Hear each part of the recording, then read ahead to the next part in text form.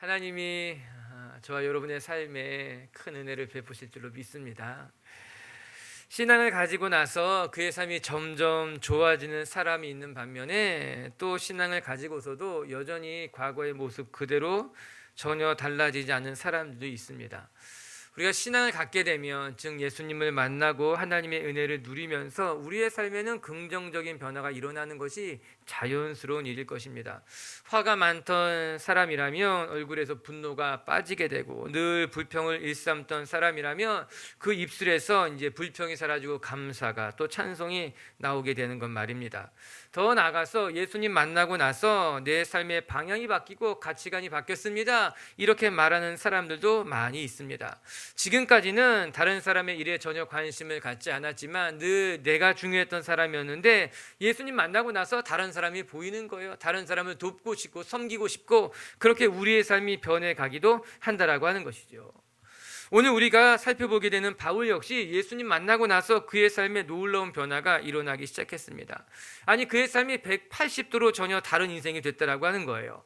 전에는 예수님을 핍박했던 사람이었는데, 이제는 예수님이 하나님의 아들이라는 것을 증거하는 사람이 된 것이에요. 전에는 사람을 옥에 가두고 심지어는 죽이는 일에 동조하기도 했던 사람이 이제는 오히려 사람을 살리고 사람을 돕는 인생으로 거듭 태어나게 된 것이죠.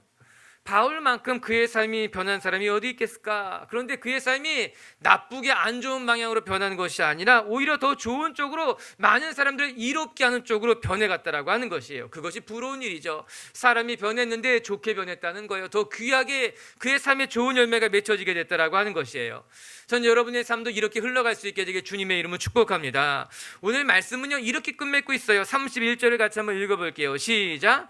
그리하여 온 유대와 갈릴리아 사마리아 교회가 평안히 든든히 서가고 주를 경외함과 성령의 위로로 진행하여 수가 더 많아지더라. 그리하여 무슨 말입니까? 즉 바울이 예루살렘 교회에 합류하여 하나가 되니 그로 말미암아 교회가 점점 더 큰 힘을 얻게 됐다라고 하는 것이에요. 유대뿐만 아니라 갈릴리에서도 사마리아에서도 서여진 교회들이 날마다 든든히 서게 됐습니다. 그들 가운데 성령의 위로가 있었습니다. 그래서 날마다 믿는 자들이 더해지게 됐습니다. 이야기하고 있는 것 아니겠습니까? 얼마나 좋은 일이에요. 얼마나 복된 일이에요. 전 우리 교회가, 우리 교회 성도들의 삶에도 이런 변화가 일어났으면 좋겠어요. 여러분이 가는 곳마다 부흥하게 되는 거예요. 여러분이 만나는 사람들마다, 여러분이 하는 일들마다 여러분이 계신 것으로서 하나님이 그곳을 더 흥하게 한다라고 하는 거예요. 예수님을 만나고 하나님의 은혜를 누리면요, 우리의 삶에 이런 변화가 일어나야 돼요. 내 삶만 변하는 것이 아니라 나를 통해 우리 주변이 살아나는 것을 경험하는 것이 맞다라고 하는 것이에요. 여러분, 형통이라고 하는 것은요, 나에게 내 이야기가 아니라 형통의 본래 뜻은 다른 사람의 길을 열어준다라고 하는 거예요. 내 길만 여는 것이 형통이 아니에요. 형통은 나를 통해 다른 사람의 길이 열리는 것, 열어주게 되는 것 아니겠습니까? 발 없는 말이 천리 간다는 말이 있는 것처럼 좋은 소문은 금방 나게 되어 있어요. 여러분들이 예수님 믿고 변하면 좋은 소문이 날 줄로 믿습니다. 여러분이 가는 곳마다 저 사람 때문에 행복해졌다고, 저 사람이 와서 잘 됐다고. 할렐루야. 바울은 예수님 만나고 나서 그의 삶이 확실히 변했습니다. 그리고 오늘 우리가 그의 변한 삶을 묵상하면서 우리도 소망하게 되는 거예요. 우리도 바울처럼 예수님 만나고 나서 변하고 싶다. 우리도 바울처럼 예수님 만난 뒤에 내 삶이 다른 사람들을 흥하게 하는, 이롭게 하는 삶이 되고 나를 통해 예수 그리스도가 증거되었으면 좋겠다. 우리가 오늘 말씀 묵상할 텐데 한 절 한 절이 여러분 마음판에 새겨지고, 또 우리가 바울처럼 더 좋은 삶으로 변할 수 있게 되기를 바랍니다. 우리 첫 번째 오늘 말씀을 통해서 우리가 기억해야 될 것은요, 우리가 더 좋은 삶으로 변하기 위해서 우리가 준비되는 사람이 되어야 된다는 것입니다. 바울은 예수님을 만나고 나서 그의 눈에 비늘 같은 것이 벗겨졌습니다. 그리고 나서 며칠 동안 제자들과 함께 머물렀다, 성경 그렇게 이야기하고 있어요. 우리 오늘 19절의 말씀을 같이 한번 읽어볼게요. 시작. 음식을 먹음에 강건하여지니라. 사울이 다메섹에 있는 제자들과 함께 며칠 있을새 바울의 눈에 비늘이 벗겨지고 난 이후에 그가 음식을 먹으면서 기력을 회복해 간 거예요. 거기에 이야기하기를 사울이 다메섹에 있는 제자들과 며칠 더 머물렀다고 이야기한 건 아니겠습니까? 우리가 여기서 주목해야 될 필요가 있는 거예요.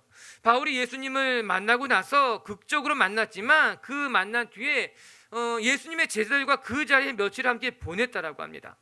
그리고 이렇게 제자들과 보낸 며칠의 시간은 비록 짧은 시간이었을지는 모르지만 바울에게 있어서는 매우 중요한 시간이었던 것이 분명합니다.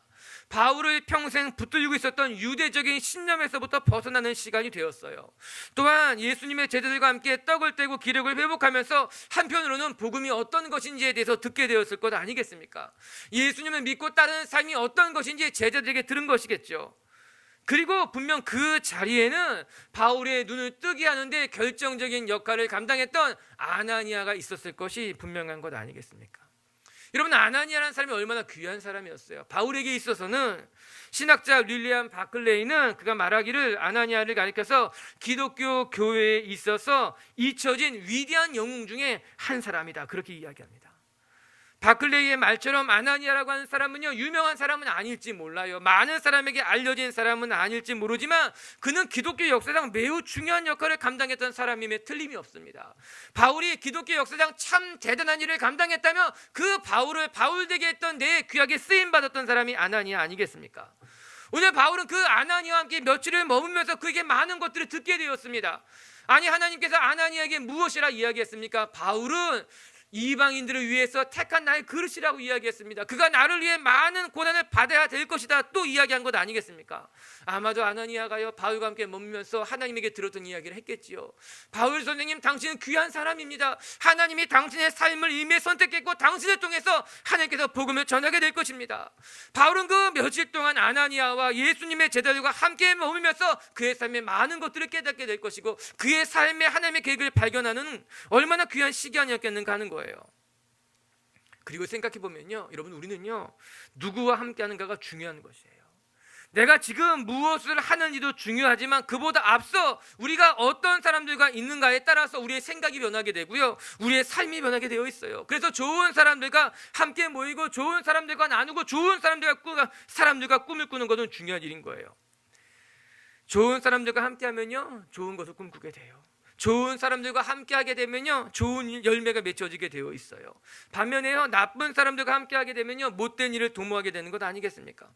여러분, 좋은 사람 곁에는요 좋은 사람들이 몰려들게 되어 있어요. 그러나 악인의 곁에는요 악인들만 모여들기 마련이죠. 그래서 시편 1편 1절에는요 이렇게 이야기하고 있지 않습니까? 같이 한번 읽어볼게요. 자막을 통해서 시작. 악인들의 꾀를 따르지 아니하며 죄인들의 길에 서지 아니하며 오만한 자의 자리에 앉지 아니하고 복 있는 사람이 누구인가에 대해서 이야기하는 시편 1편 1절이 어떻게 이야기하고 있는가? 복 있는 사람은 놀랍게도 악인들과 함께하지 않는다는 것을 먼저 이야기합니다. 복된 삶이 무엇인지를 말하기 전에 복된 사람들은 어떤 삶을 사는가? 악인들과 함께하지 않는다는 거예요. 그들의 길에 서지도 아니하며 그들과 동행하지도 않는다고 말하고 있는 것 아니겠습니까? 맞아요. 악인들과 함께할 때 우리의 삶에 악한 열매가 맺혀지겠지요. 그러나 좋은 사람들과 함께한다면 이것을 이야기하기 중요한 거예요. 바울의 이야기로 되돌아와서 생각해 본다면 바울이 제자들과 함께 보낸 그 며칠의 시간은 바울에게 있어서는 매우 유익한 시간이었죠. 장차 하나님의 일을 감당하는 데 있어서 소중한 시간이었을 것이 분명합니다. 바울은 어떻게 살아가야 하는 것이 맞는지, 내 삶에 하나님의 계획이 무엇인지 그 시간을 통해서 깨닫게 된 것이지요. 그래서 우리가 함께 모이고 함께 기도하는 것이 중요한 것 아니겠습니까? 우리 23절 말씀 한번 같이 읽어볼까요? 23절에요. 시작. 여러 날이 지남에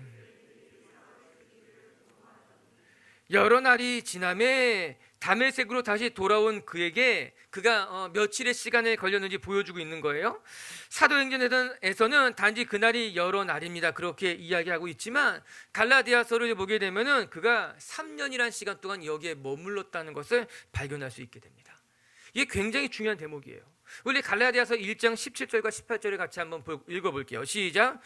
또 나보다 먼저 사도된 자들을 만나려고 예루살렘으로 가지 아니하고 아라비아로 갔다가 다시 다메섹으로 돌아갔노라. 그 후 3년 만에 내가 게바를 방문하려고 예루살렘에 올라가서 그와 함께 15일을 머무는 동안, 사도행전에서는 단지 여러 날 동안 다메섹에 머물렀습니다 이야기하고 있지만 바울이 스스로 기록한 갈라디아서에서는 바울은 내가 다메섹에 얼마나 머물렀습니까? 약 3년이란 시간 동안 머물렀다고 밝히고 있는 것입니다. 그리고 그 3년이란 기간 동안 바울은 다메섹에서만 있었던 것이 아니라 아라비아라고 하는 곳에 다녀온 듯한 것이죠. 이게 갈라디아서 17절에 있는 말씀 아니겠습니까? 아라비아가 어디 있는가? 다메섹의 동남쪽에 위치해 있는 나바티아 왕국의 도시였어요. 우리가 성지순례 갔을 때 한번 방문한 곳이기도 합니다. 바울은 그곳에 가서 적지 않은 시간 동안 머물러 있었습니다. 그리고 그곳에서 그는 하나님과 독대했다, 하나님을 만났다, 성경 그렇게 이야기하고 있는 것 아니겠습니까? 바울이 왜 예수님을 만나고 난 후에 아라비아로 갔을까? 갈라디아서를 통해서 우리가 유추해 볼 수 있는 것은 그는 예수님을 만나고 나서 그의 삶의 그가 새로운 삶을 살아가기에 앞서서 사람들과 의논하기보다는 오히려 하나님을 만나기 원했다고 합니다. 그게 갈라디아서 1장 16절에 나눈 말씀이에요. 내가 혈육과 의논하려고 하지 아니하고 17절에 보게 되면은 아라비아로 나갔다고 이야기하고 있는 거죠. 맞아요. 바울이 예수님을 만나고 나서 새로운 삶을 살기에 앞서서 그는 사람과 의논하지 않았습니다. 하나님을 만나고 하나님 앞에 자기의 삶의 뜻을 묻기 위해서 그는 하나님과의 시간을 가졌다라고 하는 거죠. 사랑하는 빛의 교회 성도 여러분, 바울의 삶을 우리가 묵상하면서 여러분, 바울이 극적으로 하나님을 만났을지 모르지만 그렇다고 해서 그가 매우 가볍게 자기의 삶을 결정했는가? 그렇지 않았다는 거예요. 그는 다메섹에 가는 길에서 예수님을 만난 후에 제자들과 함께 머물면서 자신에게 일어난 일들을 성찰합니다. 또한 자신이 만난 예수 그리스도가 누구인지 제자들에게서 듣기 시작했다라고 하는 거예요. 그뿐만 아니라 그는 더 나가서 자기의 삶을 앞으로 어떻게 살아가야 할지를 혈육과 사람과 의논하기보다는 혼자 하나님을 만나기 위해서 광야로 나갔던 사람이 바울이었어요. 내 삶의 하나님의 계획이 무엇인지 하나님 앞에 묻기 위해서 아라비아 광야로 나가서 그곳에서 하나님과의 충분한 시간을 가지고 다시 돌아온 것 아니겠습니까? 저는 바울의 변화되는 과정이 참으로 모범적이구나, 우리에게 모델이 될 수 있구나, 그렇게 생각하게 됩니다. 그는 예수님을 만났어요. 일종의 큰 은혜를 받은 것 아니겠습니까? 그러나 그렇다고 해서 그 은혜로 말미암아 그가 경고망동해지지 않았습니다. 오히려 하나님께 받은 은혜를 자기 속에서 충분히 성숙될 때까지 가지고 있었던 것, 그런 시간을 가졌던 것 아니겠습니까? 예수님의 제자들과 교제하면서 자기 자신을 성찰했어요. 예수님의 제자들과 이야기하면서 자기에게 일어난 일들이 어떤 의미인지 발견하게 된 것이었어요. 뿐만 아니라 그는 혼자 나가서 하나님의 은혜를 묵상했고 하나님 앞에 묻고 내 삶에 하나님의 뜻을 발견하게 된 것이죠. 적지 않은 사람들이 하나님의 은혜를 경험하고 난 다음에 그냥 경고망동하게 살아가는 사람들이 많죠. 내가 하나님의 은혜를 받았다고, 내가 하나님을 만났다고. 그러나 바울은 그렇지 않았던 겁니다.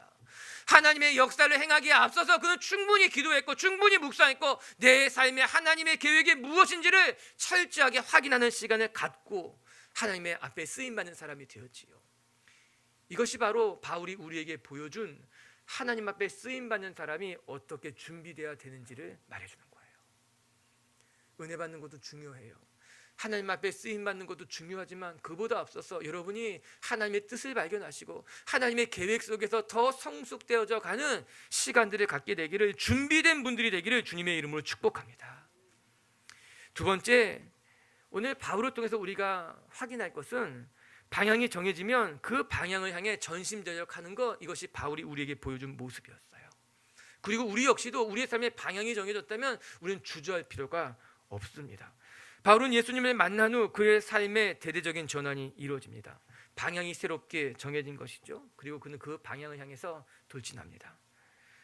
오늘 눈에 띄는 단어가 즉시라고 하는 말씀이 있어요. 우리 20절을 같이 한번 읽어볼게요. 시작. 즉시로 각 회당에서 예수가 하나님의 아들이심을 전파하니 바울은 예수님을 만나고 나서 복음을 전하는 데 있어서 조금도 주저하지 않았습니다. 그래서 오늘 성경 이렇게 이야기하고 있죠. 즉시로 그가 예수를 전하매, 그는 즉시 자기 주변에 있는 사람들에게 내가 만난 예수님을 전하기 시작했어요. 이 모습이 우리가 오늘 바울에게서 배워야 될, 닮아가야 될 모습이기도 할 것입니다. 바울은 방향을 바꾸고 난 다음에 그의 삶이 그 방향 향해 달려간 것이에요. 그의 삶의 태도가 변했다라고 하는 거예요.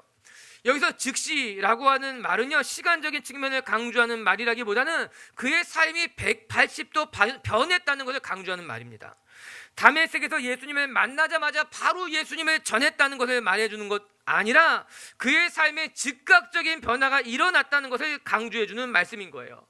이 즉시라고 하는 단어는 누가가 자주 사용했던 단어이기도 해요. 그가 누가복음에서 사도행전에서 예수님을 만났던 사람들의 삶의 변화를 설명하기 위해서 누가는 종종 이 단어를 쓰고 합니다.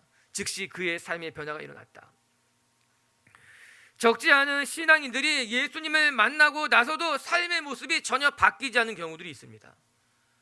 또한 예수님을 만난 후에도 너무나 천천히 변하려고 하는 것을 보게 돼요. 목사님, 제가 아직 준비되지 않았으니 저는 천천히 변하겠습니다.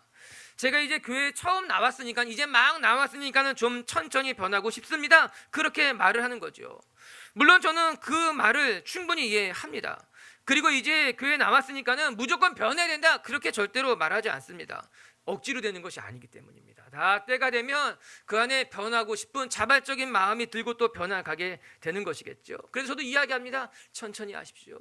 천천히 봉사하시고 천천히 헌신하셔도 괜찮습니다. 그렇게 오히려 제가 말해줍니다. 그런데 사랑하는 우리 빛의 교회 성도 여러분, 우리의 삶의 방향이 바뀌었다면 주저할 필요가 없지 않습니까? 내가 이제 예수님을 만났고 내 삶의 가치가, 내 삶의 방향이 바뀌었다면 우리가 주저할 이유가 없지 않습니까?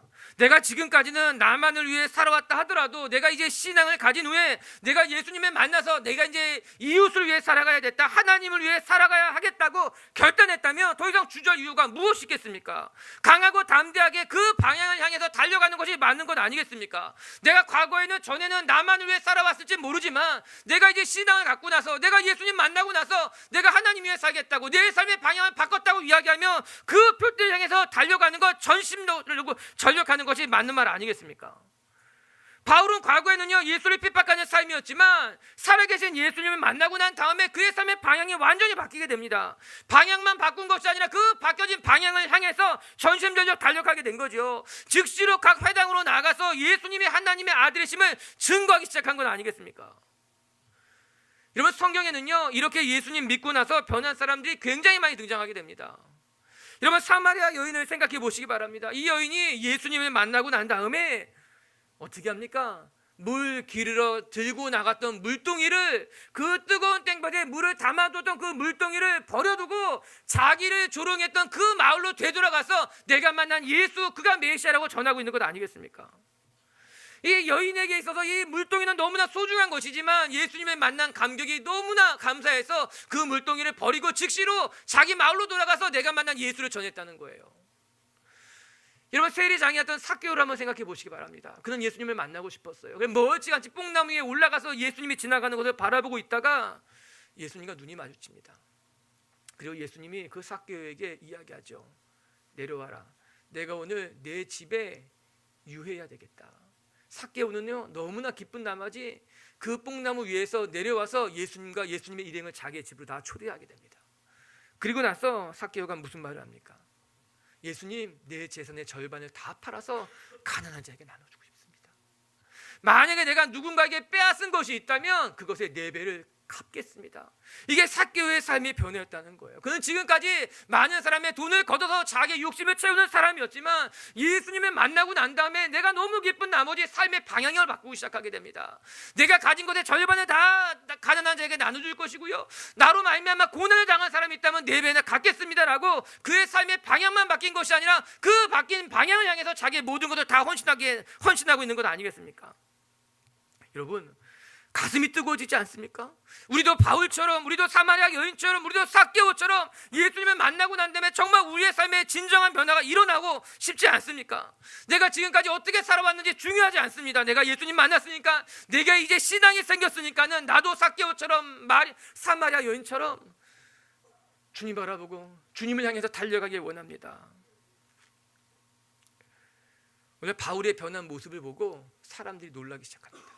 우리 21절과 22절 한번 같이 읽어볼까요? 21절, 22절 시작. 예루살렘에 이 이름을 부르는 사람을 멸하려던 자가 아니냐? 여기 온 것도 그들을 결박하여 대제사장에게 끌어가고자 함이 아니냐 하더라. 사울은 힘을 더 얻어 예수를 그리스도라 증언하여 다메섹에 사는 유대인들을 당혹하게 하니라. 아멘. 사람들은 바울의 변한 모습을 보고 놀랐어요. 아니 어떻게 사람이 이렇게 변할 수 있는 것이냐? 22절에 보면요, 당혹했다 이런 표현까지 나오게 됩니다. 어떤 사람들은 사울을 바라보면서 이해할 수 없었어요. 어떻게 사울이 이렇게 변한 것일까? 우리 주변을 보시기 바랍니다. 한참 동안 알고 지낸 사람인데 그 사람이 교회 다니는 사람이었어? 이렇게 물을 때가 있어요. 아니 회사에서 10년 20년 일했는데 교회 다니는 사람이었어? 진짜? 나는 몰랐어. 여러분, 이것이 얼마나 부끄러운 모습이에요. 신앙인으로서의 삶을 전혀 보여주지 못했기 때문에 아무도 모르는 거예요. 그가 신앙이 있는지, 그가 예수님을 믿는지. 그게 우리들의 모습일 수도 있겠지요. 반대로 또 어떤 사람은요, 이렇게 이야기하기도 해요. 그 사람 교회 나가고 나서 정말 변했어. 그런 이야기 듣는 사람도 있어요. 정말 신앙인이 된 것 같아 칭찬을 듣는 것이죠. 사람이 많이 바뀐 거예요. 예수님 믿고 나서, 신앙을 갖고 나서, 교회 다니고 나서 그의 삶의 변화가 일어난 것이죠. 여러분, 우리 중에도 이런 사람들이 많이 있습니다. 예수님 믿고 나서요, 얼굴빛이 달라지고요, 예수님 믿고 나서요, 삶의 습관이 달라지고요, 예수님 믿고 나서 삶의 가치관이 달라진 사람들이 많다는 거죠. 귀한 거예요. 소중한 거예요. 전 우리 비치교회 성도들이 예수님 만나고 나서 여러분의 삶의 모양과 태도가 이렇게 바뀔 수 있게 되길 바랍니다. 오늘 바울을 한번 더 살펴볼까요? 23절부터 25절까지 바울의 변한 모습 중에 가장 감동적인 것은요, 그가 도망가는 장면이 나와요. 여기 한번 같이 읽어볼게요. 시작. 여러 날이 지나매 유대인들이 사울 죽이기를 공모하더니 그 계교가 사울에게 알려지니라. 그들이 그를 죽이려고 밤낮으로 성문까지 지키거늘 그의 제자들이 밤에 사울을 광주리에 담아 성벽에 달아내리니라. 바울이 도망가는 장면인데 바울을 성벽에서 광주리에 담아가지고 달아내려서 도망가게 했다라고 하는 거예요. 여러분, 바울이 유대인들에게 얼마나 눈에 가시였겠습니까? 결국에 바울을 죽일 공모를 했다고 이야기합니다. 심지어는 바울을 붙잡기 위해서 성문 앞에서 지키고 있었어요. 밤낮으로. 정말 나쁜 사람들이죠. 그 소식이 바울에게 전해지게 되자 바울은 더 이상 그곳에 있을 수가 없었습니다. 여기를 떠나야 되겠다. 그래서 제자들이, 아마도 바울에게서 복음을 들었던 사람들이 바울을 피난시키기 위해서 이 성벽에서 광주리에 담아서 바울을 바깥으로 내보내주게 된 거예요. 그런데 바울의 입장에서 한번 생각해 보시기 바랍니다. 바울을 죽이려고 했던 사람들은 누굽니까? 유대인들이에요. 그들이 유대인들이라고 하는 것은 전에 바울과 같이 수학했던, 바울과 같이 공부했던 사람들이라는 것 아니겠습니까? 한때는 유대 회당에서 같이 공부했던 사람들이 이제 자기를 죽이려고 하는 것이에요. 얼마나 당황스럽고 얼마나 속이 상할까? 얼마나 바울 마음 가운데 배신감 같은 억울한 마음이 들었겠습니까? 그래도 한때는 같이 공부했던 사람들인데 그들이 나를 죽이기까지 하려고 한다는 그 말에 바울은 속상했을 것입니다. 또한 바울은 그가 믿는 예수님, 그가 전한 복음 때문에 이런 고난을 당하는 것 아니겠습니까?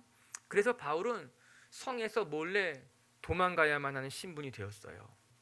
여러분, 바울이 무서웠을 겁니다. 사람들을 만나는 것이 두려웠을 것입니다. 그리고 또 한편으로는 너무나 억울했을 것이 분명합니다. 그런데 여러분, 바울은 그 고난을 그냥 받아들이고 있어요. 예수님 때문에 당한 이 고난이 억울하기도 하고 두렵기도 하고 무섭기도 했지만 그 고난을 회피하는 것이 아니라 그 고난이 내가 받아야 하는 고난이라면 그 고난을 기꺼이 받아들이고 있다는 것입니다. 심지어 다른 본문에 보게 되면은 바울은 고난 당하는 것을 당연한 것으로, 마땅한 것으로 여겼다고 이야기하고 있는 것 아닙니까? 저는 이 점이 너무나 감동적인 거예요. 예수님을 믿고 나서 신앙생활하면 만사형통할 것이다. 우리 마음 가운데 은근한 기대감이 있지 않습니까? 하나님이 나를 도와주실 거야. 그래서 잘 될 거야. 그런데 바울의 삶에는요, 그의 길이 열린 것이 아니라, 흥한 것이 아니라, 뭔가 잘된 것이 아니라 오히려 바울은 그 예수님 때문에 고난을 당했어요. 도망자의 신분이 되었고 성에서 광주리에 숨어서 도망가야만 하는 것까지 겪었던 것 아니겠습니까? 죽도록 충성하라. 그럼 우리 마음 가운데 무엇인가 보답이 있을 것이라고 생각합니다. 그런데요, 죽도록 충성하다가 그냥 죽은 사람이 많습니다. 죽도록 충성하다가 정말 그렇게 예수의 이름으로 죽은 사람들이 성경에는 많이 기록되어져 있는 거예요. 오늘 바울은요, 예수의 이름으로 당한 고난에 대해서 당연한 것으로, 마땅한 것으로 내가 감당해야 될 십자가로 여기고 억울해하지 않았어요. 손해 본다고 생각하지 아니하고 내가 겪어야 될 일이라고 생각했죠. 로마서 8장 17절 바울은 이렇게 기록하고 있습니다. 시작. 자녀이면 또한 상속자 곧 하나님의 상속자요 그리스도와 함께한 상속자니 우리가 그와 함께 영광을 받기 위하여 고난도 함께 받아야 할 것이다. 이게 바울의 고백이었어요. 영광을 받기 위해서는 내가 받는 이 고난도 마땅한 것입니다. 당연한 것입니다. 고백하고 있는 것 아니겠습니까? 얼마나 멋진 고백이에요. 우리가 하나님의 자녀가 되었다면 내가 받는 고난은 내가 감당해야 될 일이라고 이야기하고 있는 것이지요. 사랑하는 미체교회 성도 여러분, 여러분의 삶에 예수 그리스도로 말미암아 정말 더 좋은 쪽으로, 더 귀한 쪽으로 날마다 변할 수 있게 되길 주님의 이름으로 축복합니다. 그런데 그 변화의 과정 속에서 때로는 고난이 있기도 하고 어려움이 있기도 하지만 그 고난 때문에 그 방향을 포기하는 것이 아니라 오히려 그 고난을, 어려운 일들을 마땅한 것으로, 당연한 것으로 여기고 그 고난을 넘어서 여러분의 삶이 하나님이 원하시는 일로 달려갈 수 있게 되길 주의 이름으로 축복합니다. 이게 우리의 삶에 맺어져야 될 진정한 열매인 거예요. 끝으로 한 가지만 더 살펴볼까요? 세 번째는요, 바울이 이렇게 귀하게 변하는 데에는 그를 돕는 사람이 있었다는 거예요. 그런데 우리는 이 지점에서 한 가지 귀한 것을 발견해야만 합니다. 우리 26절 27절을 같이 한번 읽어볼게요. 시작. 사울이 예루살렘에 가서 제자들을 사귀고자 하나 다 두려워하여 그가 제자됨을 믿지 아니하니 바나바가 내리고 사도들에게 가서 그가 길에서 어떻게 주께서 그에게 말씀하신 일과 다메섹에서 그가 어떻게 예수의 이름으로 담대히 말하였는가를 전하니라. 바울이 이제 다메섹을 떠나 예루살렘으로 갔습니다. 제자들을 만났다. 갈라디아서에 나온 말씀처럼 아마도 바울이 베드로를 만났고 또 야고보를 만났고 이제 사도들을 만났던 것만 같아요. 그런데 문제는 무엇인가? 어느 누구도 바울을 만나고자 하지 않았다는 거예요. 우리가 충분히 이해할 수 있듯이 바울은 그 당시 기독교에는 요주의 인물이었습니다. 만나면 안 되는 사람, 피해야만 하는 사람이었어요. 바울이 아무리 변했다 하는 소문이 들려와도 바울을 만나는 것은 두려운 일일 수밖에 없었을 것입니다. 왜? 언제 그가 돌변할지 모르기 때문에. 어느 누구도 바울을 만나려고 하지 않았죠. 근데 바로 그때 바나바가 바울을 데리고 갑니다. 바울을 소개해 준 사람이 바나바죠. 당시 바나바는 초대교회에 있어서 굉장히 본이 되는 사람이었어요. 여러분 기억하실지 모르겠지만 우리가 사도행전 초반부에 묵상했을 때 바나바는 자기의 가진 모든 재산을 팔아서 교회에 헌납하고 교회의 헌신자가 됩니다. 일종의 선교사 같은 삶이 된 거예요. 다른 본문에 보게 되면 그는 충성스러운 사람이고 착한 자라고 또한 이야기하고 있습니다. 아마도 상상해 보건대 바울은 초대교회의 어른이었을 것 같아요. 초대교회 사도들이 예수님도 젊었고 사도들도 젊었기 때문에 아마 이 바나바라고 하는 사람은 어느 정도의 경륜을 가진 사람으로서 초대교회의 큰 본이 되는, 또 초대교회 사도들을 이렇게 잘 섬겼던 그런 어른이었을 가능성이 크죠. 그 바나바가 바울의 손을 붙잡고 사도들을 찾아가는 거예요. 바울이 변했습니다. 바울이 변한 것을 제가 책임질 수 있습니다. 이야기한 것이겠죠. 그래서 바울은 초대교회 안으로 들어갈 수 있게 되었습니다. 사람들은 바나바 때문에 바울을 받아들였던 거지요. 그런 면에서 본다면 바울에게 있어서 바나바는 돕는 손길이었습니다. 바울이 초대교회에 들어가는 데 있어서 결정적인 역할을 감당해 준 사람이었습니다. 어쩌면 바울에게 있어서 바나바는 영적인 아버지와 같은 분이었을지도 몰라요. 아나니아는 예수님을 만나는 데에 징검다리 역할이 되었다면 바나바는 바울이 초대교회 안으로 들어가 사역하는 데 있어서 그의 길을 열어주는 사람이었지요. 그럼 놀라운 것은요, 바울이 1차 전도 여행을 떠날 때에 바나바가 동참하게 됩니다. 함께 선교 여행을 가서 바나바를 돕고 바나바와 함께 맡겨진 사역을 감당하게 되는 것이죠. 인상적인 사람, 정말 바울을 잘 도왔구나 생각하게 되는 사람. 그런데 우리는 이 바나바와 바울을 묵상하면서 늘 생각하기를 내게 바나바와 같은 사람이 있었으면 좋겠다, 그런 생각을 하게 됩니다. 그리고 또 그렇게 기도합니다. 하나님, 내게도 바나바와 같은 사람이 있었으면 좋겠습니다. 그런 만남의 축복이 있었으면 좋겠습니다. 하지만 오늘 우리가 이 말씀을 묵상하면서 사랑하는 미치교회 성도 여러분, 우리가 바나바와 같은 사람을 보내주십시오 기도하기 전에 내가 바나바와 같은 사람이 되겠습니다 결단하는 시간이 되길 주님의 이름으로 축복합니다. 나를 통해 누군가를 도와줄 수 있도록, 나를 통해 누군가의 길을 열어줄 수 있는, 하나님, 내가 바나바와 같은 사람이 되겠습니다 결단하는 것, 제 주위에 그런 분이 한 분 계세요.